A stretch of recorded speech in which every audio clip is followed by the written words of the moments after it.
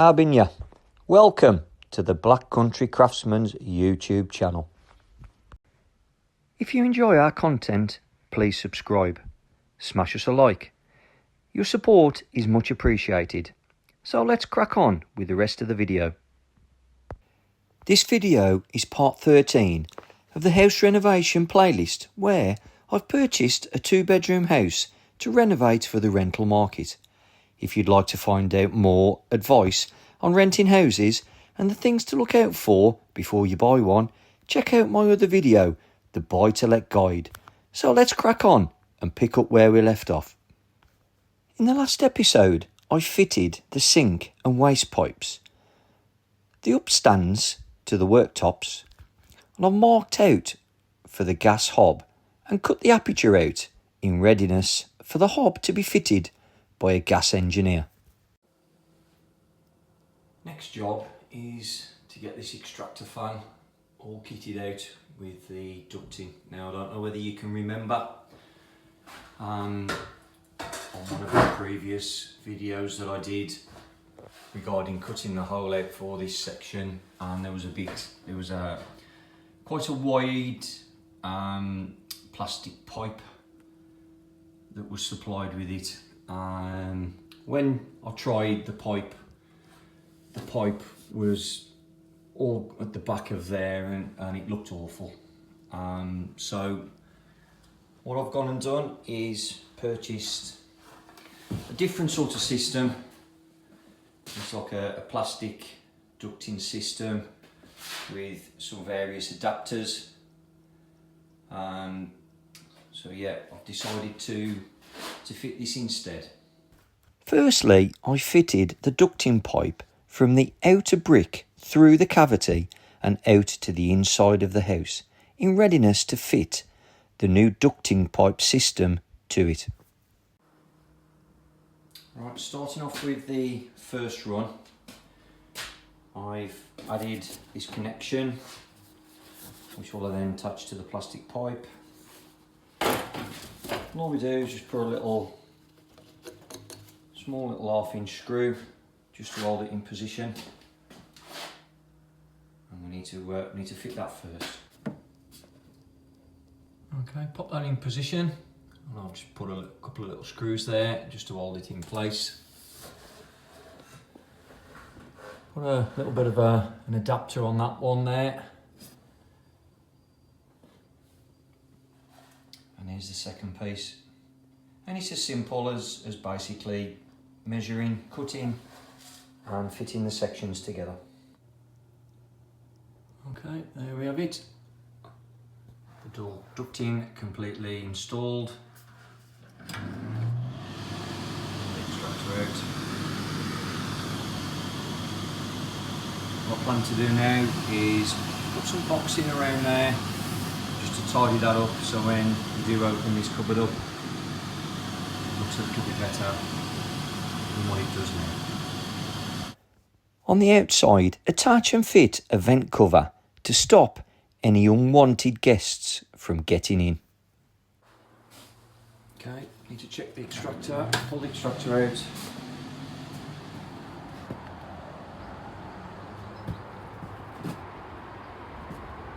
Working lovely.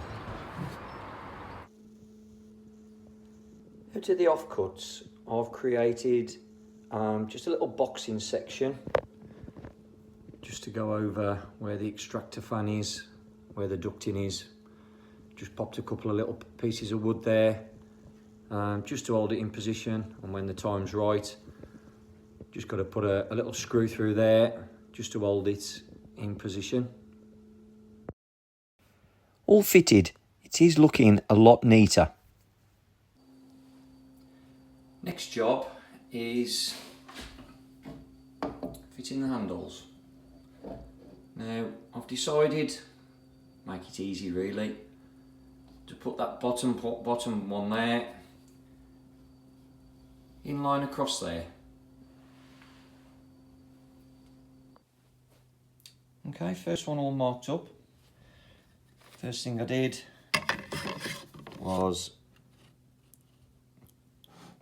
do a little line there with a set square. Then with the steel rule, it's about 80mm. So that in the middle there is in the centre, which is 40mm. Then get yourself a handle, and then just put a little mark there. Again, 40mm into the centre. What I'll do now is go right the way through with this very thin 2mm drill, and then follow up, drilling the front, turning it over and then drilling the back, just so you don't break out any of the material on the front. As if you look at these handles, you've got a fair bit of thickness around there, just in case a little bit does break out. You have to be more careful with the gloss finish doors. They do break out a lot easier than these doors, but it's always safer to go through with a smaller drill first and then make the hole bigger. I've chosen a 4mm drill. Forgot to mention this 4mm drill, which is just slightly wider than the bolt that goes through that holds the handle. There we go, first handle fitted. So I'm just going to proceed now to put the rest of the handles on. With these drawers, again, it could be centralised there, there and down the bottom. So that will just need to work those out. So there we have it. Kitchen isn't far off being finished. Handles are now all fitted. Next small little job I need to do is I'm going to put some screws in the back of these units on the bottom, just to give the wall units a little extra support. This one, as it's a bigger one, I'll have two. This one I'll have one. Again, mindful of your cables below, as it's not so clear now where you can drill and where you can't. So just be careful of that. Yeah, just going to do this to all the wall units. All screwed and capped. Next little job I'm going to attempt to do is I want to tidy up a few of these joints where the mitre cutter, that one isn't too bad, but what I've got to sort these out is I've got these waxes. This section here, these are a soft wax, which you literally scrape that off with a knife. Now these are more of a harder wax, which you basically need this little device here, which is a little bit of a soldering iron, to melt the wax with the harder ones. So I'm going to switch this on and heat a little bit of wax up to try and make these joints look a little bit better. So very carefully with your soldering iron,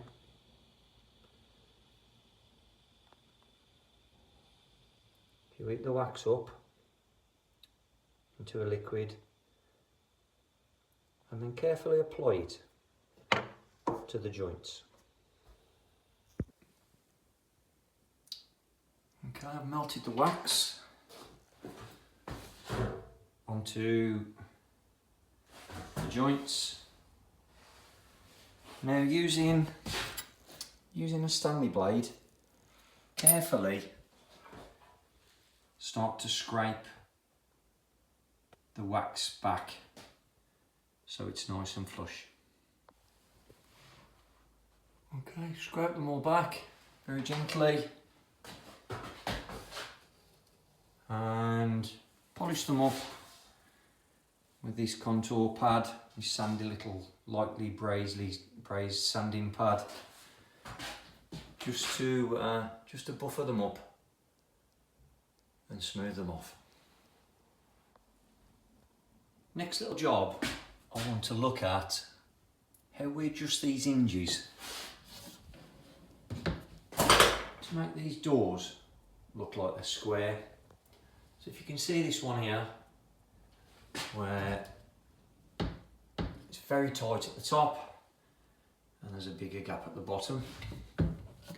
Now the adjustments on these is this one here. If you watch this closely, as you move it left and right, that adjusts the height of the door. Now this one here, if you tighten it up,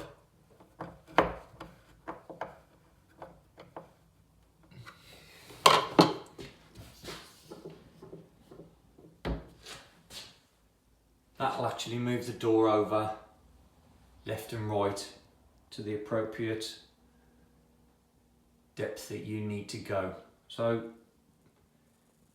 some of these doors I'll have to go around and have a look, slightly tweak them, just to make some slight adjustments to make sure they all look square. Right, we're looking at fitting the plinths. If you can see, I put a spirit level across the front. The 2 feet there that will catch the clips, same there. As you can see with that one, it's slightly set back, and that one's slightly set back as well. You can see the gap there with the spirit level. So what I'm going to have to do, I'm going to have to fit the side pieces there and there first. I'll fit a block to the side of the plinth to help support in that corner.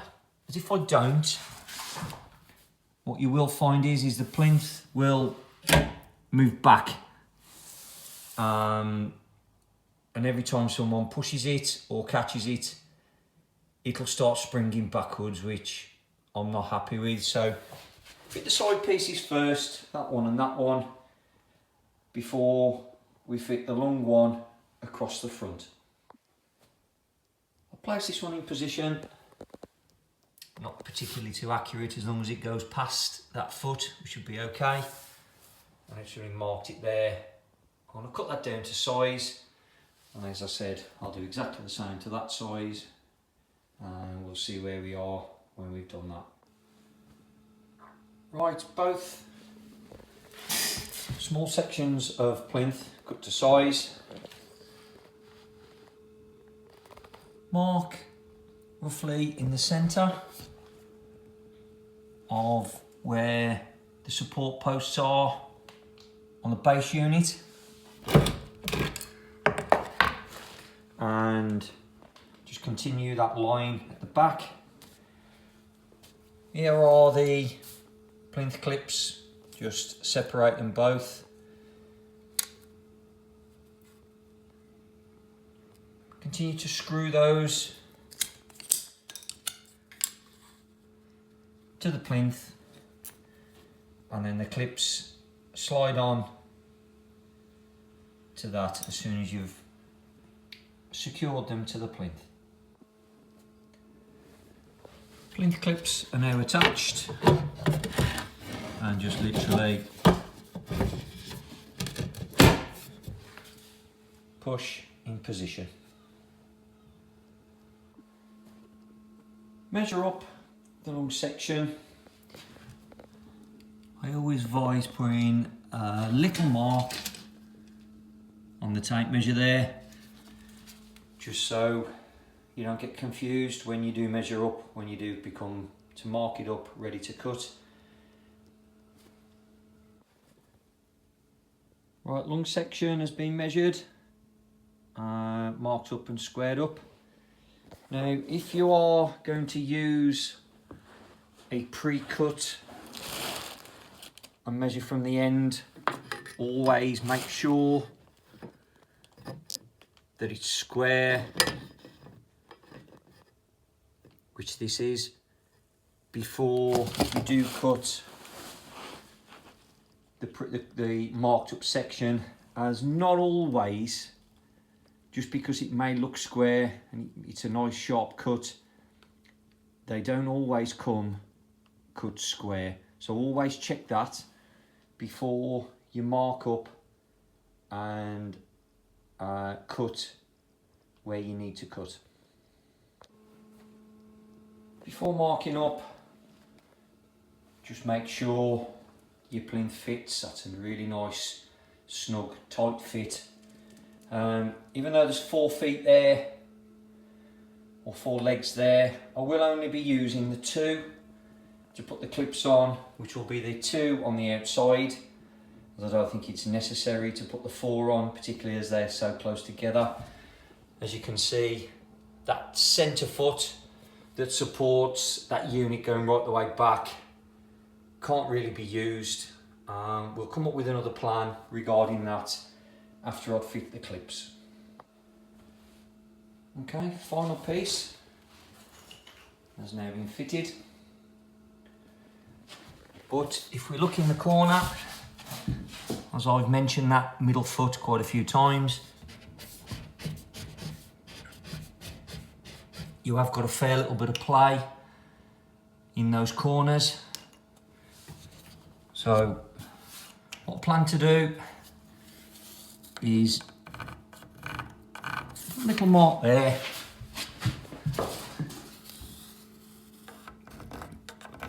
and a little mark there, and we're going to do something that's going to stop that from moving.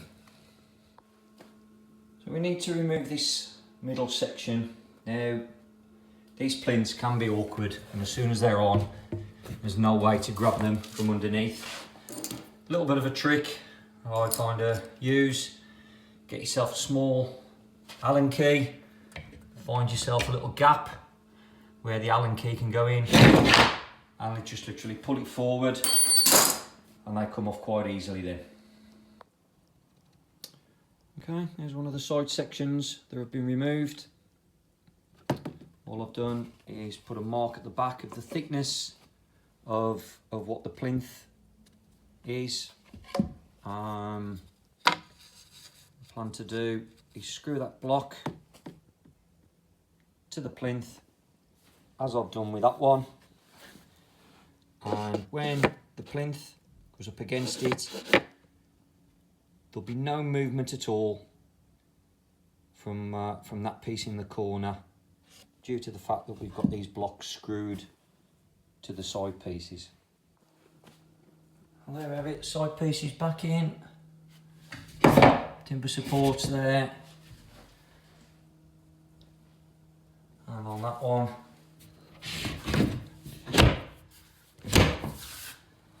all we need to do now is check that nice and secure. That's a lot better.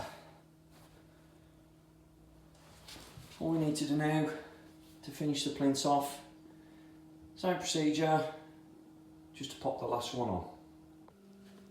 Last job to finish the kitchen off, and we need to fit the shelves in the base unit and in the wall units. Now, it's a simple task really, where you need to work out where you want your shelves. Pop these brackets into position on both sides. There's normally 2 shelves per wall unit and 1 on the base unit. Simply pop these brackets in and just literally slot the shelving on top. Now regarding the shelf under the sink, requires a little bit more work to fit.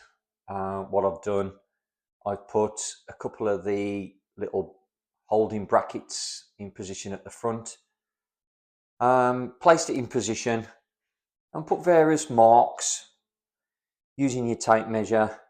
Measure the width at the back where you need to get through with the pipe.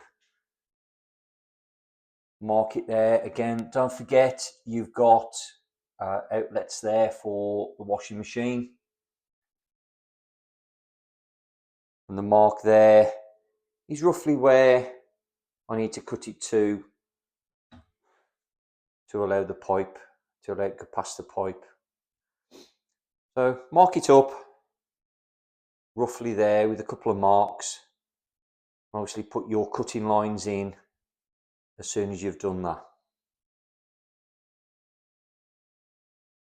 Okay, cutting lines in. I've drilled a couple of holes on the corners just to try and make the corners a little bit curved.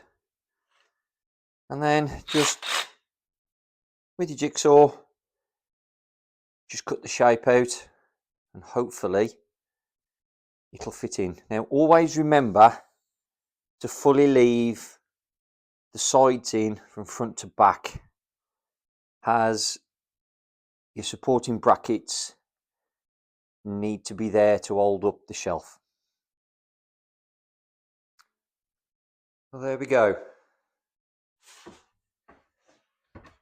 Shelf all cut, slides in and fits lovely. Okay, kitchen is now complete. Fitted all the shelves. Shelves are all in.